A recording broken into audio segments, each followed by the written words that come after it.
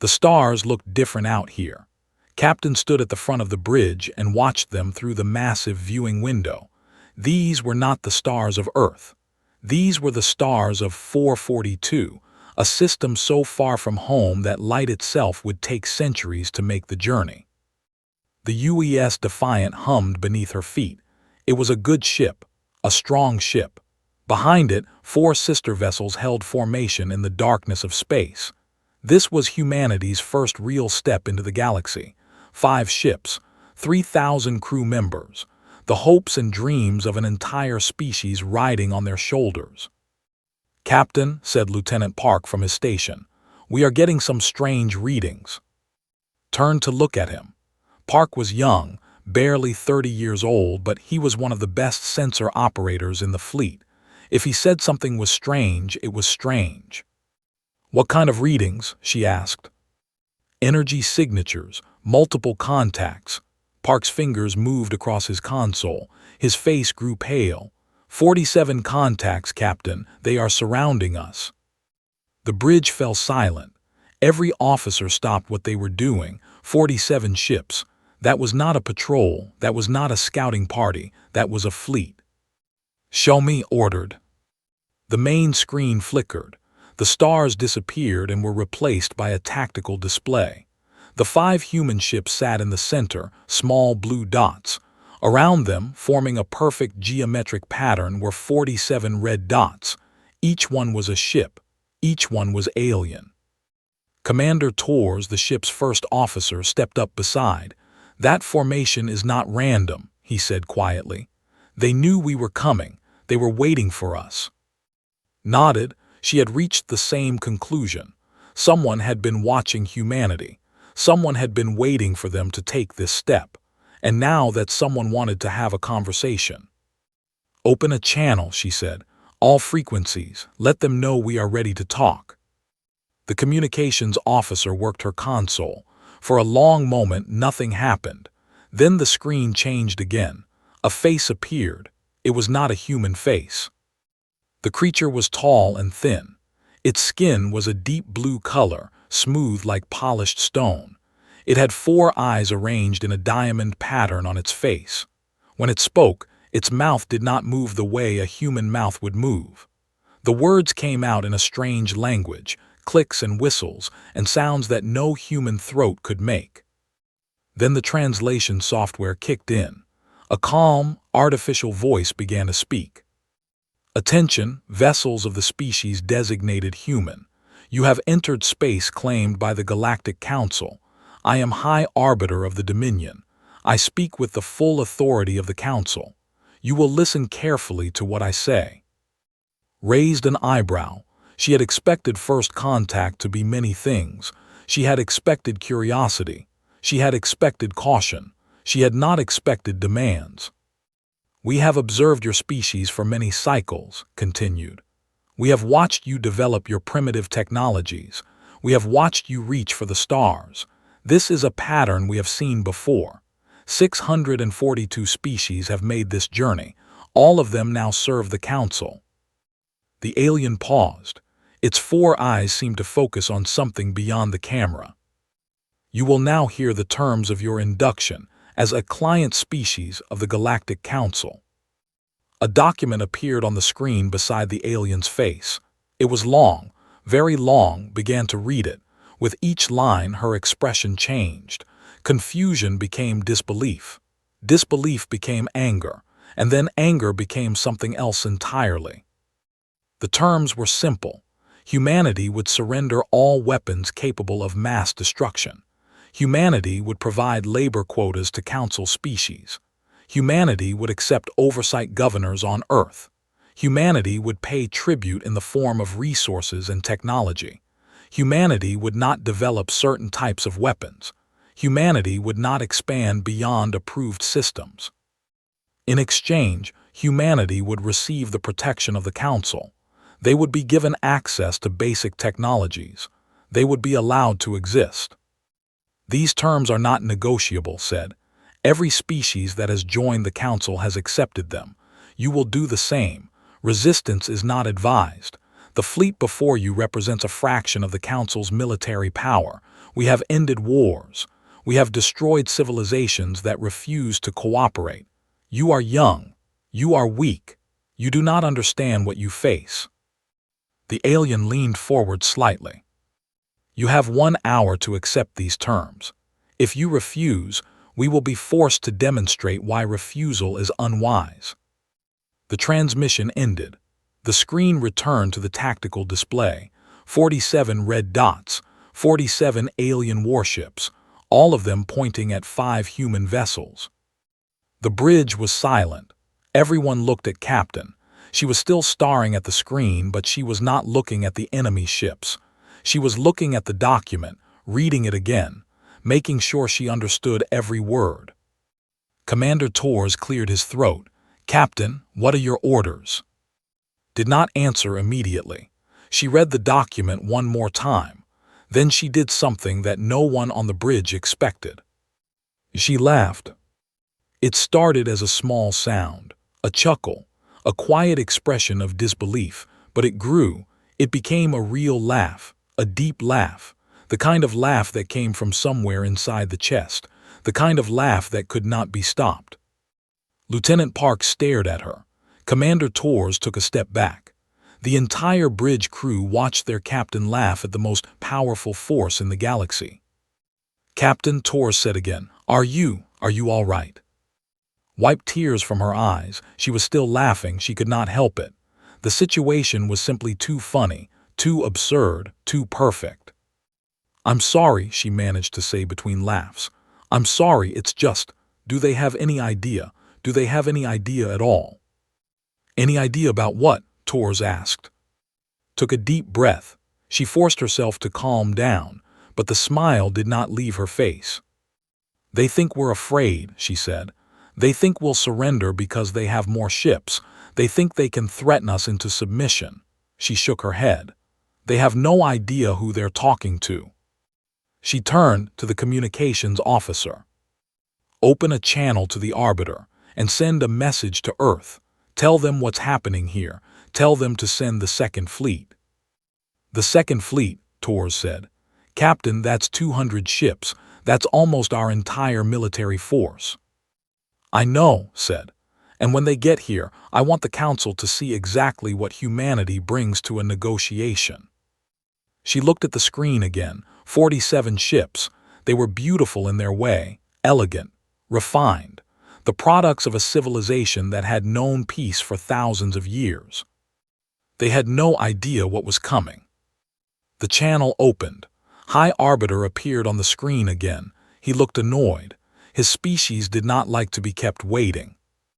"Have you made your decision?" he asked. Smiled at him. It was not a friendly smile. "Yes," she said. "We have a counteroffer. Would you like to hear it?" The alien's 4 eyes blinked in confusion. No species had ever made a counteroffer before. "There is no counteroffer," said. "The terms are not negotiable." "Yes, you mentioned that." Stepped closer to the screen. "Here's the thing, High Arbiter. We don't negotiate with people who threaten us. We don't surrender to bullies. And we certainly don't accept terms from anyone who thinks they can push humanity around." She let the smile fade from her face. "You've been watching us. You think you know us, but you've made a terrible mistake. You see 5 ships and think we're weak. You see a young species and think we're easy prey." Leaned forward. "You're about to learn just how wrong you are." High Arbiter had served the Galactic Council for over 200 cycles. He had welcomed 37 species into the fold. He had watched proud civilizations bend their knees. He had seen mighty empires crumble when faced with the Council's power. Never once had a species laughed at him. The human captain's response did not make sense. His translator had processed the sound correctly. Laughter, an expression of amusement, but there was nothing amusing about this situation. The humans were surrounded. They were facing the most powerful organization in the galaxy. Why would anyone laugh at that? "Your response is unexpected," said carefully. "Perhaps your translator is malfunctioning. Let me be clear. If you do not accept our terms, your ships will be destroyed. Your planet will be occupied. Your species will be subjugated by force instead of diplomacy." The human captain was still smiling. It was an unsettling expression. There was something in her eyes that did not recognize, something that made him feel uncomfortable in a way he had never felt before. "I understood you perfectly," Captain said, "and I appreciate the warning. Now let me give you one in return." She pressed something on her console. The tactical display changed. New contacts appeared. They were emerging from fold space behind the Council fleet. One ship, then 5, then 20, then more. Watch the numbers climb. 50 human ships, 100, 150, 200. The human fleet spread out in perfect formation. They moved with a precision that spoke of endless training and preparation. These were not exploration vessels. These were not science ships. These were weapons of war. And they looked like it. The Council ships were elegant. They were curved and smooth, designed to be beautiful as well as functional. The human ships were different. They were angular and brutal. Heavy armor plates covered their hulls. Weapons systems jutted out at sharp angles. They looked like they had been built by creatures who expected to be shot at and wanted to shoot back harder. 200 ships, said calmly. This is the second fleet. They were already on their way when we left Earth. Just in case our first contact went badly. She paused. Looks like they arrived just in time. Staff was speaking rapidly behind him. They were analyzing the human ships, running calculations, trying to understand what they were seeing. "High Arbiter," one of them said, "these vessels are heavily armed. Each one carries enough firepower to threaten a small moon. Their shields are primitive but extremely dense, and their armor," the officer paused. "Their armor appears to be designed to take damage and keep fighting." "That's right," said. She had heard the report through the open channel. "You build ships to avoid getting hit. We build ships to survive getting hit. There's a reason for that." Forced himself to remain calm. Numbers were just numbers. The Council had faced larger fleets before. "You have surprised us," he admitted. "But 200 ships against the full might of the Council means nothing. We can call 10,000 ships to this location within days." "I'm sure you can," replied. "But can you call them fast enough? Because right now you have 47 ships, and we have 205. If we start shooting, how many of your ships will survive long enough for reinforcements to arrive?" The bridge of the Council flagship fell silent. No one had ever spoken to the High Arbiter this way. "You would start a war?" asked. "You would sacrifice your species for pride?" Laughed again. It was a shorter laugh this time, but no less genuine. "You still don't understand," she said. "Let me explain something about humanity. We have been at war with ourselves for our entire history. Not small wars, not brief conflicts. Real wars, long wars, wars that killed millions of our own people." She began to walk across her bridge. The camera followed her. "We developed weapons just to ban them because they were too horrible. Then we developed worse ones anyway. We split the atom and immediately used it to burn cities. We created poisons that could kill thousands with a single breath. We built machines designed to do nothing but deliver death from the sky." She stopped walking and turned back to face the screen. "You've maintained peace for 12,000 years. That's impressive. Really, it is. But it means you've forgotten something important. You've forgotten what war really looks like. You've forgotten what happens when a species decides that survival matters more than anything else." His 4 eyes narrowed. "You are a violent species. This is not something to be proud of." "I never said I was proud of it," replied. "I'm just telling you facts. You think you can threaten us. You think showing up with a fleet will make us surrender. High Arbiter, we've been killing each other since before your species discovered fire. We've had 15,000 years of practice. Every generation, we find new and more creative ways to destroy each other." She gestured at the human ships on the display. "Those ships out there, they're crewed by people who grew up studying military history, not because they had to, because they wanted to, Because humans are fascinated by war. We read about it. We write stories about it. We play games about it. We remember every battle, every strategy, every victory and defeat. Felt something he had not felt in a very long time. It took him a moment to recognize it. Fear. "What do you want?" he asked. "I want you to understand something," said. "We didn't come out here to conquer anyone. We came out here to explore, to learn, to make friends if we could. But we did not come out here to bow down to the first bully who pointed weapons at us." She stepped closer to the screen. "Here's what's going to happen. You're going to lower your weapons. We're going to lower ours. And then we're going to have a real conversation, not as master and servant, not as conqueror and conquered, as equals." "The Council does not treat with lesser species as equals," said automatically. "Then the Council is going to have a problem," replied. "Because we're not a lesser species. We're not going to act like one. And if you try to force us to, you're going to learn what humanity does to enemies who won't leave us alone." She smiled again. This time there was no humor in it. "We don't just win wars, High Arbiter. We end them, permanently. We've done it before. We'll do it again if we have to." Looked at the tactical display. 205 human ships, 47 Council ships. The math was simple. Even if the Council vessels were individually superior, the numbers were too uneven. If fighting started, the Council fleet would be destroyed. "You would kill millions for your pride?" he asked again. "We would die for our freedom," corrected. "There's a difference. But since you asked, yes. If you force us to choose between submission and war, we will choose war, every time, without hesitation." The High Arbiter was silent for a long moment. His staff watched him nervously. No one knew what to do. This was not how first contact was supposed to go. "I will need to consult with the Council," finally said. "Take your time," replied. "We're not going anywhere and neither are you." The transmission ended. Stood alone on his bridge, surrounded by officers who had never seen him afraid.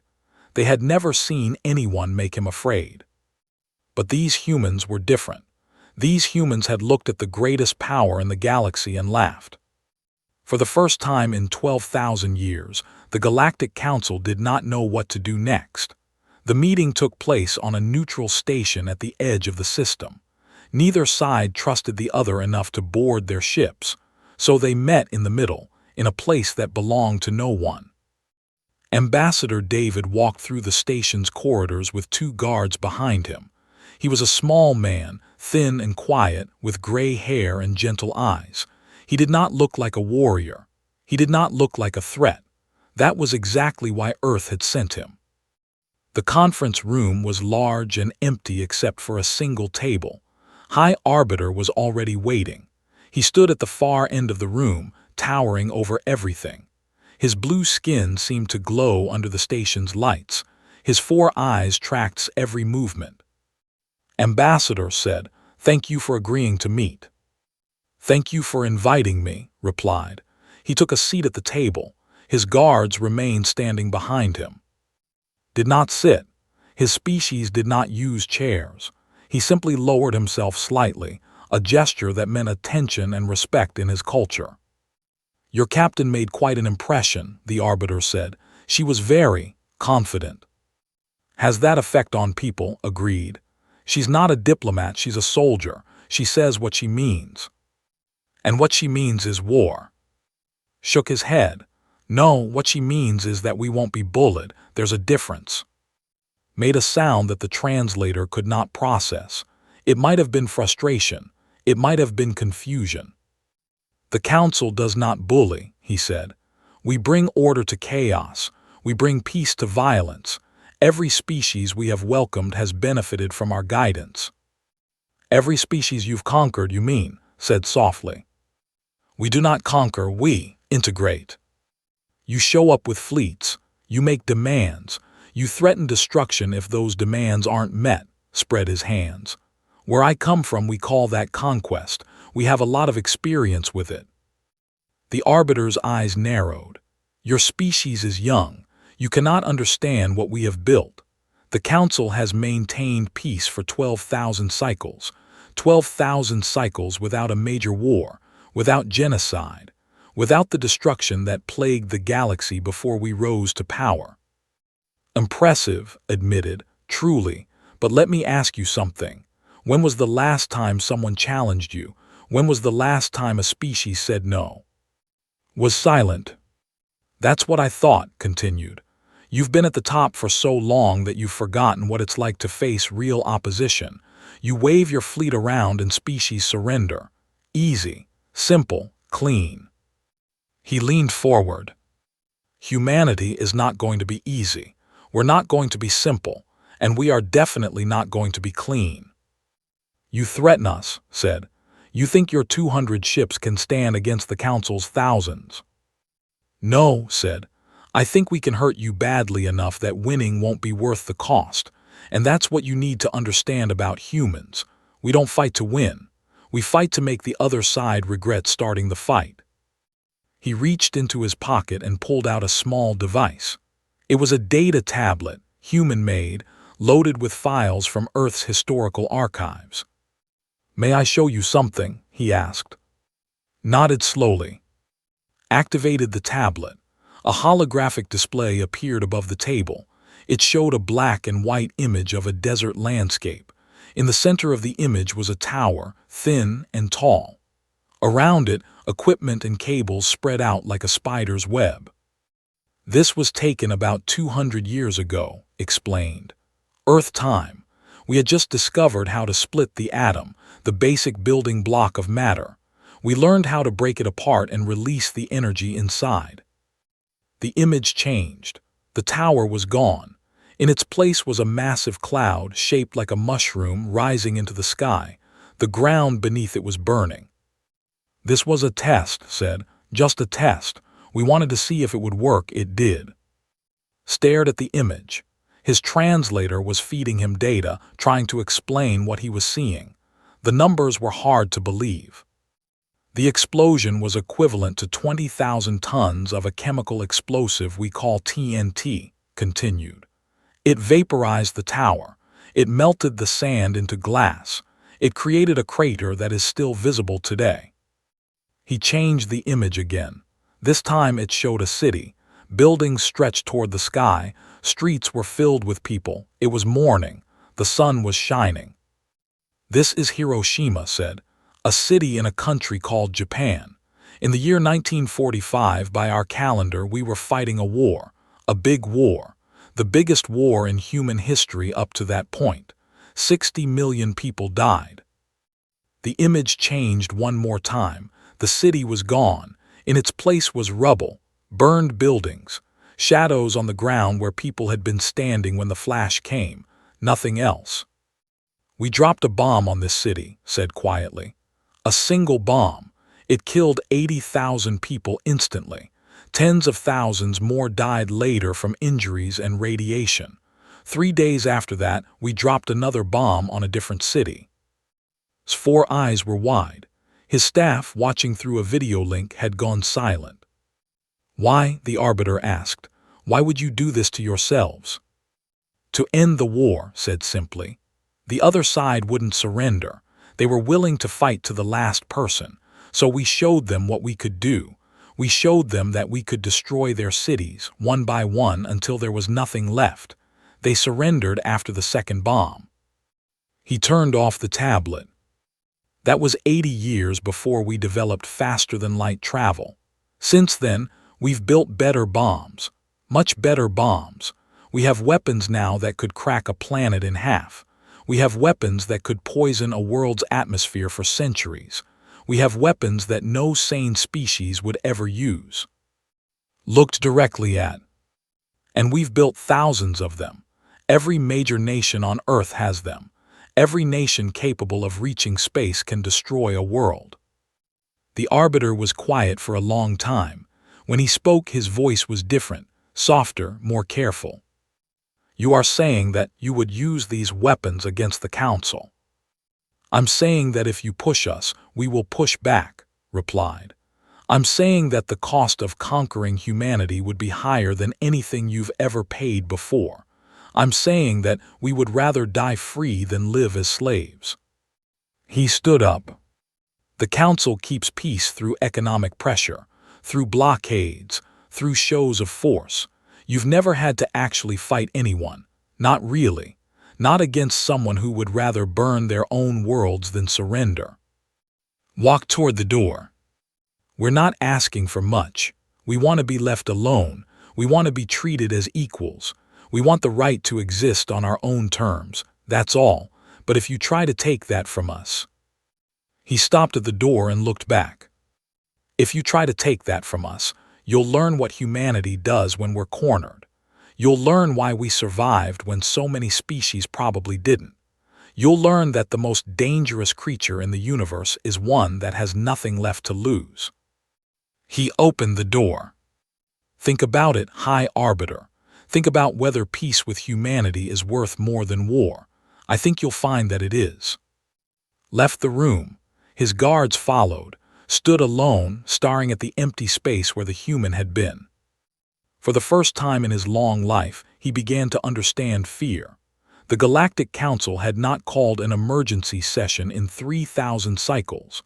The last time had been when a rogue faction threatened to collapse the economic system. That crisis had been resolved in days. This crisis was different. Representatives from every major species gathered in the Great Chamber. It was a massive room built to hold thousands of delegates. Today, it held only the most important ones, the decision-makers, the ones who could commit their species to war. High Arbiter stood at the center of the chamber. Above him, holographic displays showed everything the humans had sent: historical records, military documents, scientific papers, video footage. Thousands of years of human history compressed into a database that made no sense. "They are lying," said Ambassador of the Collective. Her species was old, one of the founding members of the Council. They had not fought a war in 8,000 cycles. No species could survive this level of violence. It is impossible. "The data appears to be authentic," replied High Scholar of the Synthesis. His species specialized in information analysis. If anyone could spot a fake, it was them. "We have cross-referenced their records with our own observations. The timeline matches. The technology progression is consistent. If this is a lie, it is the most elaborate lie in galactic history." "Then explain it," I demanded. "Explain how a species can kill 60 million of its own people in a single conflict and still exist." Was silent for a moment. His tentacles moved in patterns that indicated deep thought.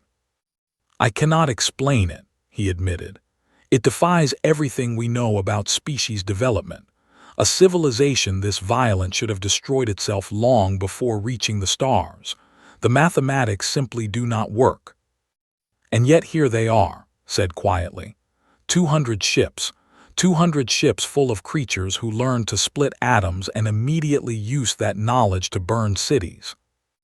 The chamber fell silent. On the displays above, images cycled through human history. Wars fought with swords. Wars fought with guns. Wars fought with bombs that could level entire regions. The numbers were staggering. Millions dead here, tens of millions there.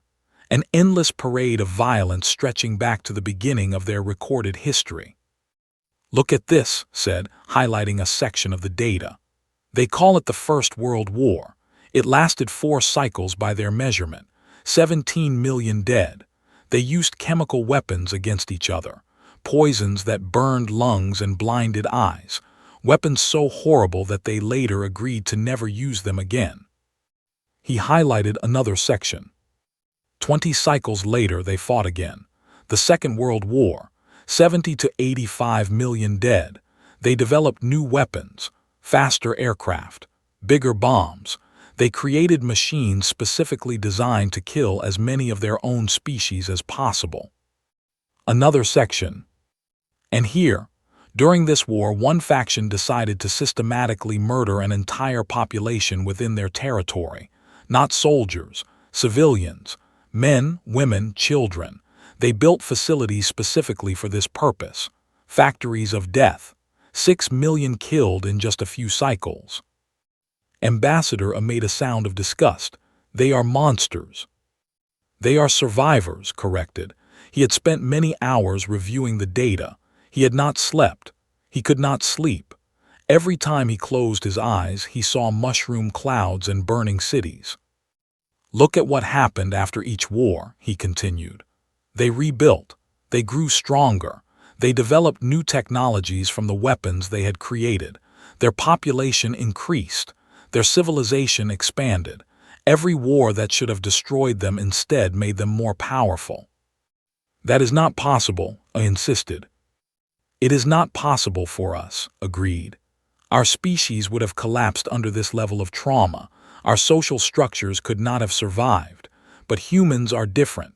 They have a concept they call resilience, an ability to absorb damage and keep functioning. It appears to operate at both the individual and species level. He pulled up another set of images.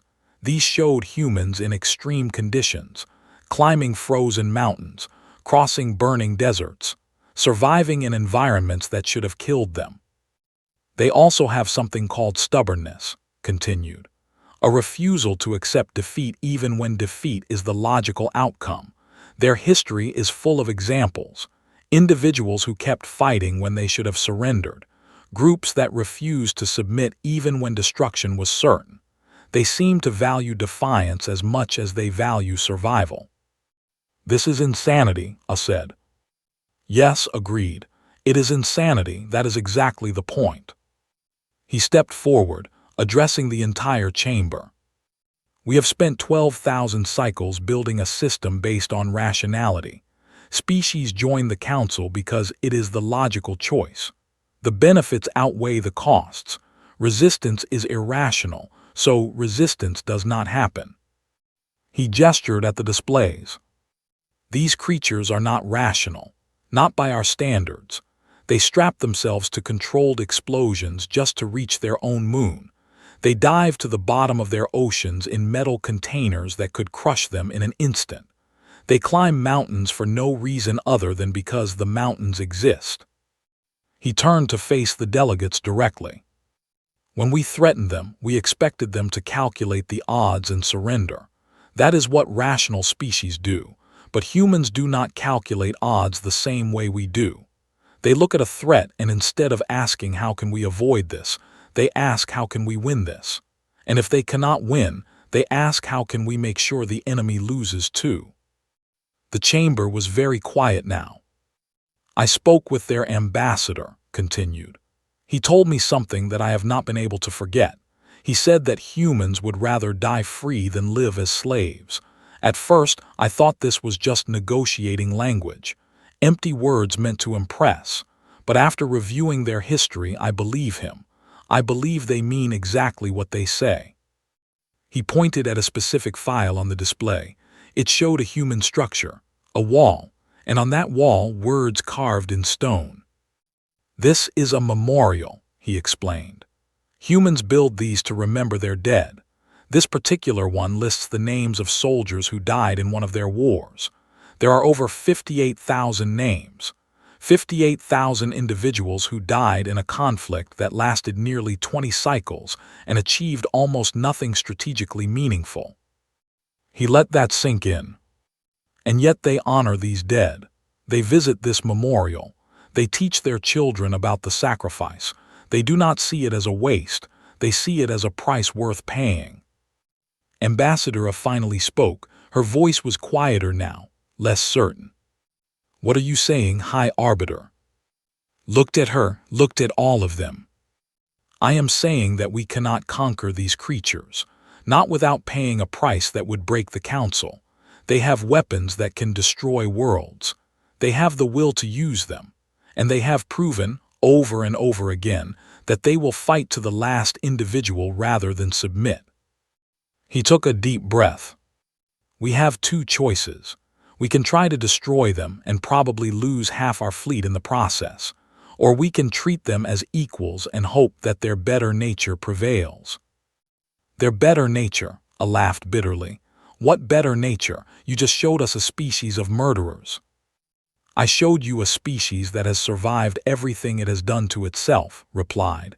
And that same species also produces art, music, literature, philosophy. They are not just killers, they are dreamers. They create beauty alongside destruction. They build as often as they burn. He closed the displays. The humans have a saying. It goes like this: speak softly and carry a big stick. It means that true strength does not need to be displayed. It only needs to exist. He looked around the chamber one final time. They have shown us their stick. Now it is our turn to decide whether we want to see them use it. The vote took 17 hours. In the end, it was unanimous. The council would negotiate. 6 months passed. 6 months of meetings and arguments and slow, careful progress. The treaty was signed on a station that hung between the stars, in a room designed specifically for this moment. Ambassador sat at a long table. Across from him sat High Arbiter. Around them, representatives from a dozen species watched in silence. This was history. Everyone knew it. Everyone wanted to witness it. The treaty was simple, much simpler than the original terms the council had demanded. Humanity would not pay tribute. Humanity would not accept governors. Humanity would not surrender their weapons or their sovereignty. They would remain independent, free to govern themselves as they saw fit. In exchange, humanity agreed to certain limitations. No testing of planet-destroying weapons within inhabited systems. No spreading of dangerous technologies to species that had not yet reached the stars. No aggressive expansion into territory claimed by council members. These were not terms of surrender. These were terms of peace between equals. Signed first. His 4 eyes moved across the document one final time before he pressed his seal to the bottom. The symbol glowed briefly, recording his agreement in the permanent archives of the council. Signed next. His signature was small and neat, a simple string of characters that looked almost fragile next to the Arbiter's elaborate seal. But it carried the same weight. It spoke for all of humanity, for billions of people across Earth and the colonies, for generations that had not yet been born. "It is done," said. "It is done," agreed. They stood and faced each other. In another time, in another place, this might have been the moment for a handshake, but that human custom had not yet spread to the council. Instead, they simply nodded, a gesture of respect that needed no translation. The other delegates began to file out of the room. They had witnessed what they came to witness. Now they would return to their species and explain what had happened. A new power had entered the galactic stage. Things would never be the same. Eventually, only and remained. The Arbiter walked to a window that looked out at the stars, joined him. "I must ask you something," said. "Something that has been troubling me since our first meeting." "Ask," replied. "How do you live with it?" The Arbiter's voice was quiet, almost gentle. "How do your people sleep at night knowing what your species has done, knowing what you are capable of?" Was silent for a long moment. It was a fair question. He had asked it himself many times. "We remember," he said finally. "We build memorials, we teach our children. We write books and make films and tell stories about our worst moments, not to celebrate them, to make sure we never forget." He turned to look at the Arbiter. "Every generation we argue about our history, what was justified, what was evil, what we should have done differently. We never stop arguing, we never reach agreement. And that is the point. The argument keeps us honest. It keeps us aware of what we could become if we stop paying attention." Considered this, and it works, this constant remembering. "Sometimes," admitted. "Not always, we still make mistakes. We still hurt each other, but we try. Every generation tries to be better than the one before. Sometimes we succeed. Sometimes we fail, but we never stop trying." The Arbiter made a sound that might have been a sigh. "The Council has not made war in 12,000 cycles," he said. We believed we had evolved beyond violence. We believed we had found a permanent solution. Now I wonder if we simply forgot what violence was, forgot what it meant, forgot why it mattered. Peace can be a trap, said softly. If you forget why you wanted peace in the first place, you forget how to protect it. You forget what it costs. He looked out at the stars. We never forgot. Every human alive knows what war means, knows what it costs, knows what happens when things go wrong. That knowledge lives in our bones. It shapes who we are. Is that why you laughed? Asked. When we first made contact, your captain laughed at us. I have wondered about that moment ever since. Smiled. She laughed because your demands were absurd, not because she wasn't scared, not because she didn't understand the danger. She laughed because humanity has faced worse. We've faced enemies that wanted to wipe us out completely. We've faced weapons that could end all life on our planet. We've stared into the abyss, and the abyss blinked first. He turned to face the Arbiter directly. Your fleet was impressive. Your technology was advanced. But you made a mistake. You assumed that power alone was enough to make us submit. You assumed we would calculate the odds and surrender. You forgot that humans don't just calculate odds. We also calculate meaning. Meaning?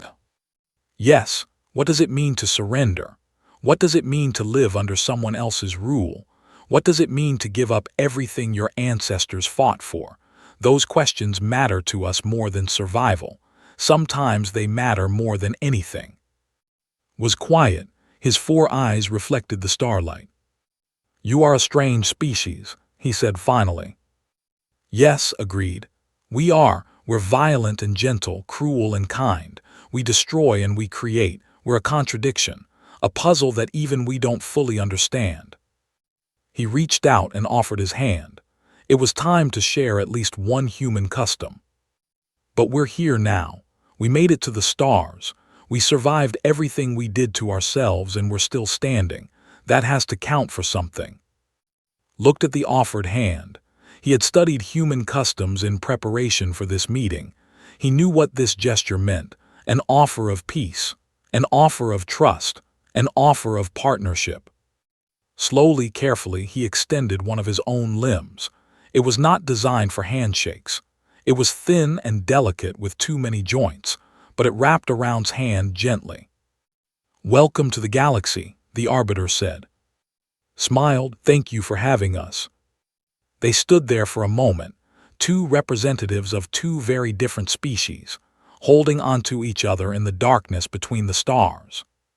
Behind them, the treaty sat on the table, a piece of paper that changed everything, a promise between worlds, a beginning. In the years that followed, a new phrase would spread through the galaxy. It would be spoken in 1,000 languages on 1,000,000 worlds. A warning, a promise, a simple truth that the Council would never forget. Do not threaten the humans. They have been practicing. But there was another phrase too, a quieter one, a more hopeful one. It was spoken by those who had seen humans at their best instead of their worst, by those who had received human aid, by those who had found friends among the strange creatures from Earth. Trust the humans. They remember their mistakes. In the end, both phrases were true. That was the contradiction at the heart of humanity. They were capable of terrible things. They were also capable of wonderful things. The challenge was bringing out the latter and containing the former. It was a challenge that humanity had been working on for thousands of years. They were still working on it. But they were getting better. Slowly, painfully, generation by generation, they were getting better.